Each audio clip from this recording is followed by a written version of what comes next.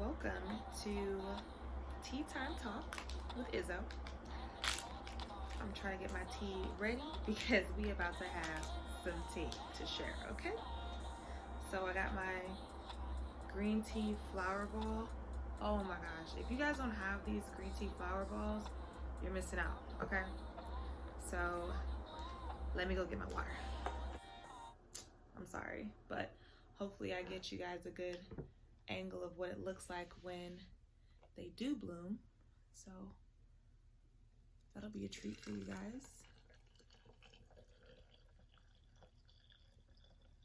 And then we'll let this steep for a little bit because the goal is to sip this tea, okay? A little bit. We're actually gonna have a guest today, my best friend, Holman. As you can see, I'm comfortable because you need to be comfortable for tea time talks, okay? You can't get, the goodies being all uptight.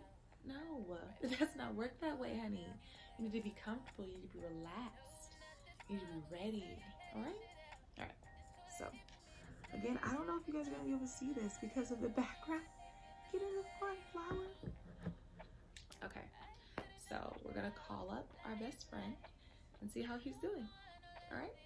All right, okay, you guys, I wanna be extremely clear as to why I think these tea time talks are gonna be important, and especially for where we are right now. Today is May 7th, 2020, and something that I find very interesting about today is that 2 months ago, a young gentleman was murdered for being Black. I don't even want to sugarcoat it because when you do, you kind of take away from the honesty of it all, right?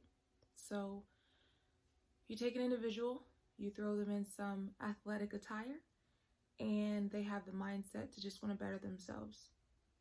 You're going for a run, you're trying to better yourself. That's how I look at it. And on this innocent adventure, you have no idea that these will be the last moments of your life. And that's the reality. And right now it is almost midnight, which is ridiculous because we should all be sleeping, but we're not because we're YouTubers. I'm reflecting on the fact that I too have a young brown boy. And I think most parents never live their life assuming that their child would be gunned down for trying to better themselves. Just trying to reflect on that. It's a big deal. It's a hard thing to swallow. So as I pour my cup, we're going to deep dive into that. And you can pour your cup too. You got some tea? Pour your cup, child. Flower petal in mine, so in case you're wondering what's floating in there, it's a flower bomb. The flavor is green tea, so there's that. Got to keep myself awake for this. I'll be quick. So originally I was supposed to call my friend, and he and I were going to discuss some things, just some topics that we can just bounce ideas off of, right? Just have like a really nice intellectual conversation. But then I got a notification on my phone and then everything changed, because if you are in the Western civilization, you probably got that same notification that 2 men that decided a burglar who fit the description of 4 feet to 6 feet, 100 to 200 pounds, dark skin, it was time for him to leave this earth, right? So how does that make me feel? Let's start by saying that question is a very unhealthy question. Someone should never make you feel anyway. How do I feel? Disappointed, right? I have a 5-year-old asleep right now, wondering if I will ever have that same experience as that child's parents, as that child's family member, as that community's, as that community member of whom he belonged to, right? Why do I have to fear that? That's ridiculous. And not even as a brown woman, not even the color, just as a mother, as a parent. So what does justice look like? Seriously, like, reflect, right? If you've lost a parent, a grandparent, a child, a sibling, a best friend, a soldier in arms, what does that loss look like? How do you reflect on that? How do you, and I'm going to move this because I feel like it's blocking my body language.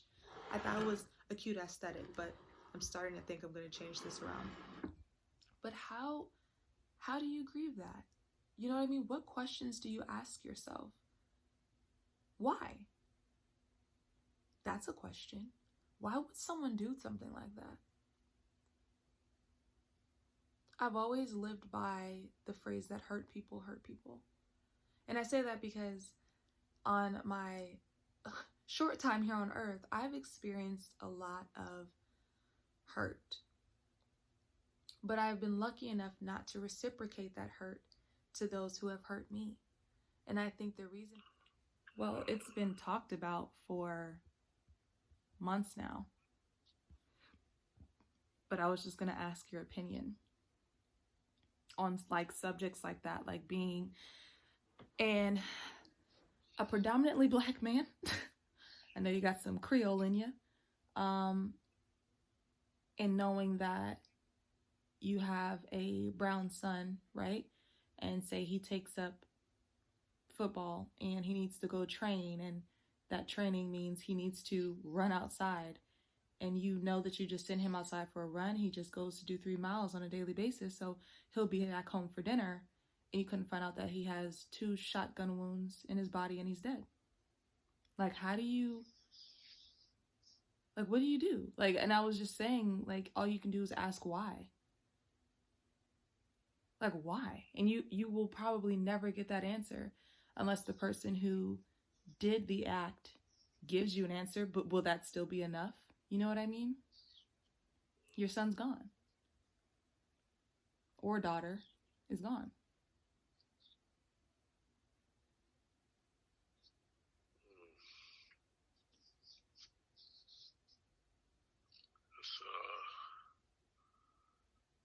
It's rough to say the least. Thinking that, any day, you can be mad, infuriated.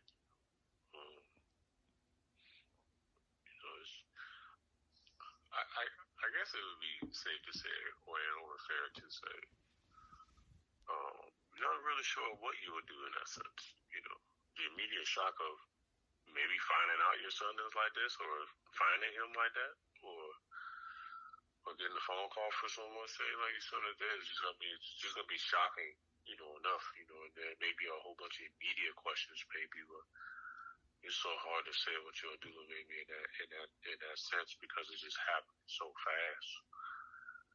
It's gonna feel like it's happening so fast. Like you get a phone call saying this, you get a phone call saying that, and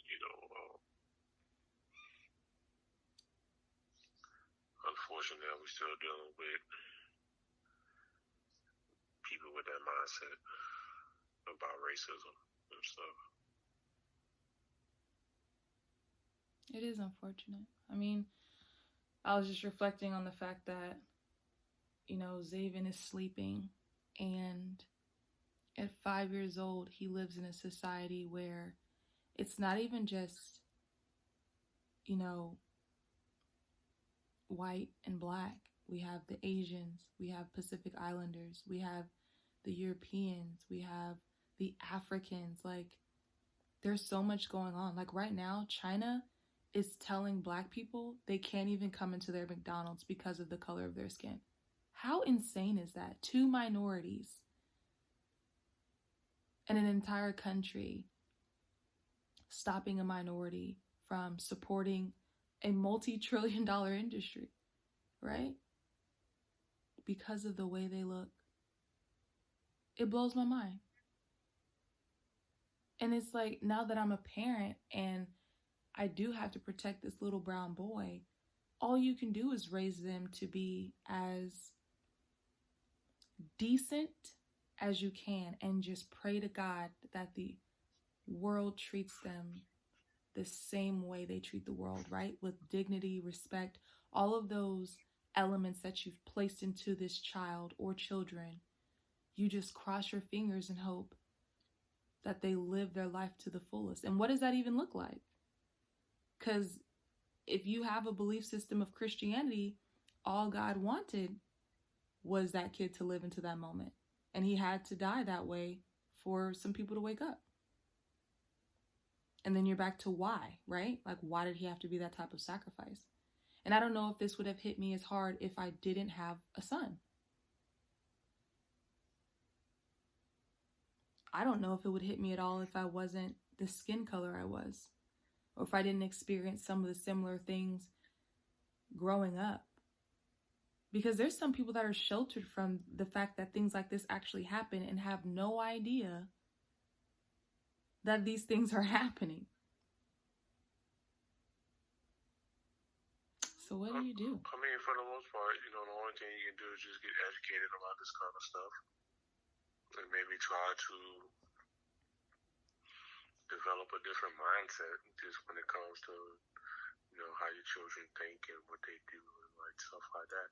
Like at the end of the day, most people like it just happens so fast, and then they find themselves, like a very mainstream media, social media, impact where it spreads like wildfire.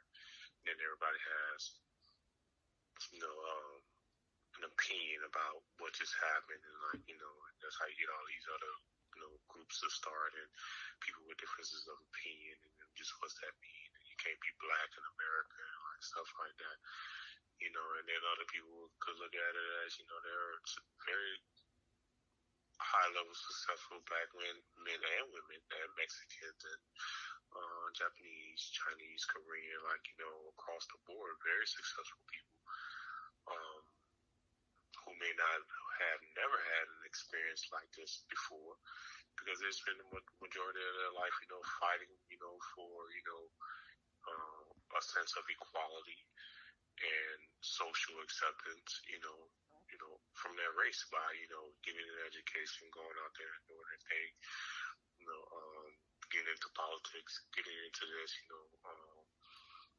trying to do what they can for the community, and being speakers and, or a voice for a predominantly large group of people who just don't have a voice. And I think it just really goes down to just the mindset. Why do African Americans have to have like a code of ethics when they get around the cops, when it shouldn't be like that? Yeah. It's like, or if I'm already at a disadvantage because I'm getting pulled over anyway, I'm getting profiled, getting pulled over anyway, and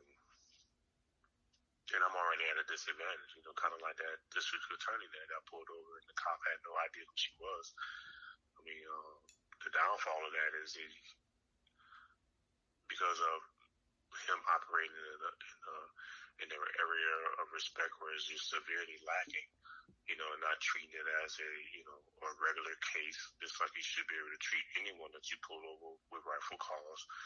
There just was none of that. And there lies the abuse of power, and that comes from a wide array of things, like how people grow up, what they go through as well, and it doesn't give them an excuse to do what they're doing, but at the same time, there's always a backstory to something. It's just very, very, very, very, very, very unfortunate situation or accident for anybody to go through.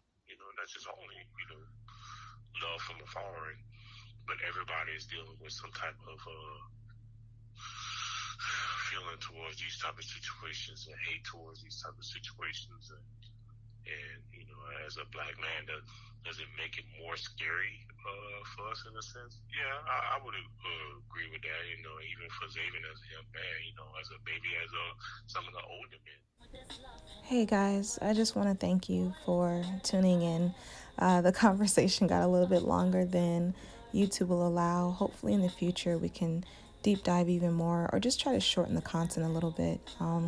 I really hope you enjoyed the conversation between Malik and I hope to see you guys soon. All right, thank you. Love you guys.